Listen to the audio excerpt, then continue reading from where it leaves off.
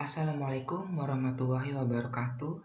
Perkenalkan, saya Frido Ferdiansyah, NIM 2111050200052 dari Ekonomi Syariah 2. Di sini, dalam video kali ini saya akan menyelesaikan tugas, yakni terkait pemaparan dari keseimbangan umum agregat demand dan agregat supply. Dalam video kali ini saya akan menyelesaikan yakni tugas ekonomi makro yang diampu oleh dosen Bapak Dr. Abdul Wadud Nafis LC MEI, yakni terkait materi berikut. Tanpa panjang lebar lagi, marilah kita masuk dalam materi pembahasannya. Baik, sebelum memasuki pembahasan yang pertama, perlu kita ketahui bahwasanya penawaran agregat dan permintaan agregat merupakan sebagai model analisis dalam teori ekonomi makro dalam kaitan dengan bagaimana tingkat harga ditentukan. Selain itu, juga dibahas mengenai faktor-faktor yang mempengaruhi dan menentukan permintaan dan penawaran agregat. Di dalam analisis ini, istilah penawaran agregat mempunyai pengertian yang sedikit berbeda.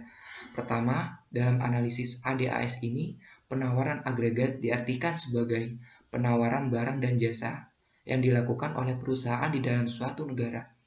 Berarti, penawaran ini sama dengan barang dan jasa yang ditawarkan perusahaan dalam perekonomian yang terdapat di dalam agregat supply. Pembahasan yang pertama yaitu apa yang dimaksud dengan keseimbangan umum ADAS. Keseimbangan ADAS ini atau merupakan kependekan dari keseimbangan agregat demand dan agregat supply adalah kondisi di mana agregat demand permintaan sama dengan jumlah agregat supply atau penawaran. Analisis ADAS ini melihat keseimbangan pendapatan nasional dan telah memasukkan unsur tingkat harga di dalamnya. Pada saat keseimbangan terjadi, pendapatan nasional real mencapai keseimbangan pada tingkat harga keseimbangan. Artinya, kondisi keseimbangan ADAS ini dipandang sebagai keseimbangan makroekonomi yang stabil. Pada saat itu terjadi penawaran barang dari perusahaan-perusahaan sudah mencapai kestabilan. Perusahaan-perusahaan sudah tidak ingin menambah ataupun mengurangi output yang mereka hasilkan. Dari sisi permintaan agregat juga menilainya sebagai kondisi di mana permintaan cenderung tidak akan berubah. Permintaan dan penawaran agregat ini juga dipandang menurut pandangan Islam. Islam juga memandang bahwa permintaan dan penawaran agregat itu bisa seimbang jika pemerintah mampu mengontrol konsumsi masyarakat secara agregatif dan mampu menyeimbangkan tingkat pendapatan masyarakat dan pemerintah. Seperti yang terkandung di dalam ayat yang menjelaskan, makan dan minumlah, tapi jangan berlebihan, di dalam Quran Surat Al-A'raf ayat 31.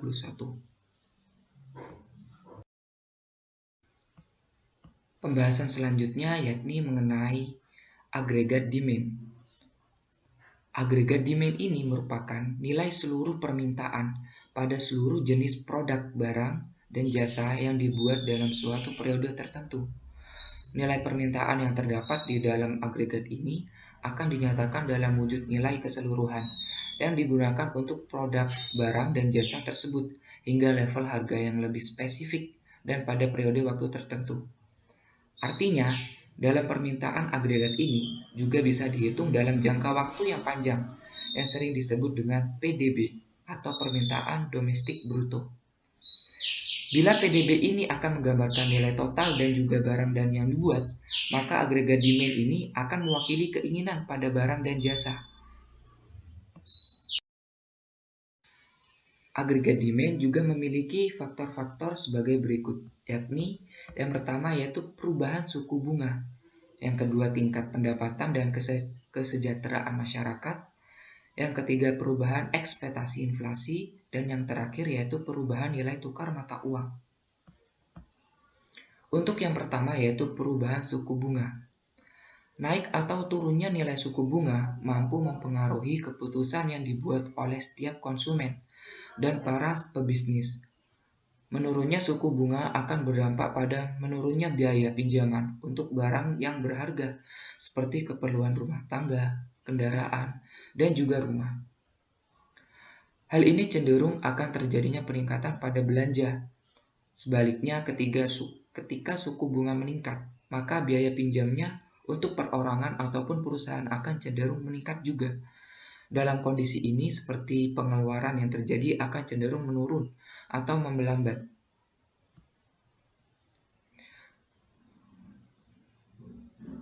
Maka kenaikan suku bunga ini akan membuat biaya pinjaman makin mahal, tetapi dapat menekan inflasi sehingga harga-harga bisa terjangkau. Dengan inflasi yang terjaga, maka daya beli rumah tangga juga terjaga. Yang kedua yaitu ada tingkat pendapatan dan kesejahteraan masyarakat. Di saat seperti ini, permintaan agregat akan turun meningkat. Sebaliknya, penurunan pendapatan nantinya akan berimbas pada penurunannya jumlah agregat demand. Bila masyarakat merasa kondisi ekonomi dalam negerinya sedang aman, maka mereka akan cenderung belanja lebih banyak yang nantinya akan berdampak pada penurunan tabungannya. Namun, saat resesi terjadi, maka masyarakat akan cenderung berupaya meningkatkan jumlah tabungannya. Selanjutnya yang ketiga yaitu perubahan ekspektasi inflasi. Bila suatu negara sedang mengalami peningkatan laju inflasi, maka umumnya akan terjadi pula peningkatan harga barang dan jasa dalam negeri. Bila masyarakat merasa negaranya sedang mengalami inflasi, maka mereka akan melakukan pembelian sebelum harga komoditas menjadi meningkat tinggi. Kondisi tersebut akan menyebabkan agregat demand menjadi meningkat.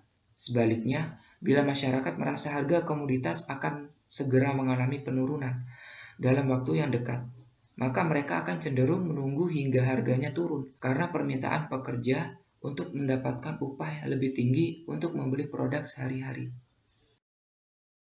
Selanjutnya yaitu faktor yang terakhir, yakni perubahan nilai tukar mata uang. Nilai mata uang pun akan turut memberikan dampak besar pada agregat demand. Bila nilai mata uang dalam suatu negara sedang anjlok, maka harga barang tentu akan semakin mahal, khususnya barang impor. Sebaliknya, bila mata uang sedang meningkat, maka harga barang impor pun akan cenderung lebih murah. Selain beberapa faktor tersebut, agregat demand juga memiliki komponen-komponen dalam permintaan agregat. Yang pertama yaitu konsumsi. Konsumsi ini mampu mewakili tingkat pengeluaran rumah tangga untuk barang dan jasa. Hal penentu yang paling utama dari komponen yang satu ini adalah pendapatan disposable atau pendapatan setelah pajak atau pendapatan sekali digunakan. Tingginya pengeluaran sekali pakai akan mampu peningkatan konsumsi dan juga tabungan. Yang kedua yaitu investasi. Pengeluaran di dalam investasi ini merupakan pembelian produk barang atau jasa yang dilakukan oleh bisnis. Pembelian ini umumnya digunakan untuk modal fisik yang sangat paling penting untuk kapasitas produksi mereka. Keputusan investasi inti tergantung pada tingkat keuntungan yang diharapkan dan juga pembiayaan pendanaan. Yang ketiga yaitu pengeluaran pemerintah. Di dalam pengeluaran pemerintah ini dianggap sebagai variabel eksogen. Kondisi itu terjadi dikarenakan berbagai variabel ekonomi di dalamnya tidak mampu mempengaruhi keputusan pengeluaran. Dan komponen yang terakhir yaitu ekspor bersih. Nilai ekspor bersih adalah nilai ekspor yang sudah dikurangi dengan impor. Ekspor adalah permintaan dari pihak luar negeri untuk produk luar negeri. Sedangkan impor adalah permintaan domestik untuk produk dari luar negeri. Komponen ini ditentukan dari pendapatan dan juga harga yang relatif antara komponen ekonomi domestik dan juga dunia. Pembahasan selanjutnya yakni mengenai kurva permintaan agregat. Di dalam kurva permintaan agregat merupakan kurva yang menunjukkan kombinasi antara tingkat harga atau biasa disimbolkan P dan tingkat output atau biasa disimbolkan Y, di mana pasar barang dan pasar uang. Pada dasarnya, kurva permintaan agregat ini melambangkan jumlah dari seluruh barang dan jasa yang diminta dalam suatu perekonomian pada setiap tingkat harga. Seperti pada gambar tersebut, yakni PDB atau biasa disimbolkan Y merupakan jumlah dari kombinasi investasi, belanja pemerintah, dan ekspor neto, yang bisa dirumuskan sebagai PDB sama dengan jumlah dari konsumsi ditambah investasi, ditambah belanja pemerintah, dan ditambah ekspor neto. Masing-masing dari keempat komponen tersebut memberikan kontribusi bagi pemerintah agregat atas barang dan jasa. Saat ini kita mengasumsikan bahwa belanja pemerintah adalah tetap karena berdasarkan kebijakan. Sedangkan tiga komponen lainnya, konsumsi, investasi, dan ekspor neto, tergantung pada kondisi-kondisi perekonomian, terutama pada tingkat harga. Oleh karena itu, untuk memahami mengapa kurva permintaan agregat miring ke bawah, maka kita harus mengkaji lagi bagaimana tingkat harga dapat mempengaruhi jumlah barang dan jasa yang diminta untuk konsumsi, investasi, dan ekspor neto. Untuk pembahasan selanjutnya yaitu agregat supply. Penawaran agregat ini adalah total barang dan jasa yang diproduksi oleh sebuah perekonomian. Berperilaku berbeda dalam jangka sangat pendek, jangka pendek, dan jangka panjang. Masing-masing memiliki elastisitas yang berbeda. Kesimpulannya, penawaran agregat jangka pendek ini menentukan PDB real aktual ketika kurvanya berpotongan dengan kurva permintaan agregat. Sementara itu, penawaran agregat jangka panjang menentukan PDB potensial yang disebut juga dengan output potensial dan sama dengan PDB real aktual ketika equilibrium jangka pendek tepat pada kurva penawaran agregat jangka panjang. Di dalam agregat supply juga terdapat faktor-faktor yang sangat berpengaruh. Terdapat dua faktor, yakni faktor yang berpengaruh penawaran agregat jangka pendek dan juga jangka panjang. Di dalam penawaran agregat jangka pendek dan jangka panjang ini menanggapi secara berbeda perubahan dalam tingkat harga dan faktor lainnya. Sebagaimana dijelaskan sebelumnya, perubahan dalam tingkat harga berpengaruh penawaran agregat jangka pendek, tapi tidak berpengaruh terhadap agregat jangka panjang. Dalam hal ini, perubahan dalam tingkat harga menyebabkan output agregat jangka pendek berubah, tapi berada di sepanjang kurva. Untuk faktor yang pertama yaitu penawaran agregat jangka pendek, yang mana terdapat 6 faktor. Yang pertama yaitu harga input, upah nominal, ekspektasi, pajak bisnis, subsidi pemerintah, dan kurs. Untuk faktor yang kedua yaitu faktor yang mempengaruhi penawaran agregat jangka panjang, yang meliputi pasokan tenaga kerja meningkat, kemungkinan banyak orang yang mempenghasilan output, modal manusia membaik, mengarah pada tenaga kerja yang lebih berkualitas. Yang ketiga yaitu sumber daya alam lebih banyak tersedia, lebih banyak input untuk diolah menjadi output. Yang keempat, modal fisik meningkat, kemungkinan perekonomian lebih produktif daripada ketika mengandalkan tenaga kerja. Dan yang terakhir yaitu teknologi lebih maju, artinya dapat fungsional dengan perubahan dalam output agregat. Dari semua pembahasan yang sudah saya jelaskan di atas melalui video ini, kita dapat menyimpulkan bahwasanya penawaran agregat merupakan jumlah seluruh barang akhir dan jasa di dalam perekonomian yang dijual atau ditawarkan oleh perusahaan-perusahaan pada berbagai tingkat harga. Permintaan dan penawaran agregat dibedakan menjadi dua, yaitu jangka panjang dan jangka pendek. Sedangkan menyangkut penawaran agregat tidak membedakan antara kurva penawaran agregat jangka pendek dan kurva penawaran agregat jangka panjang.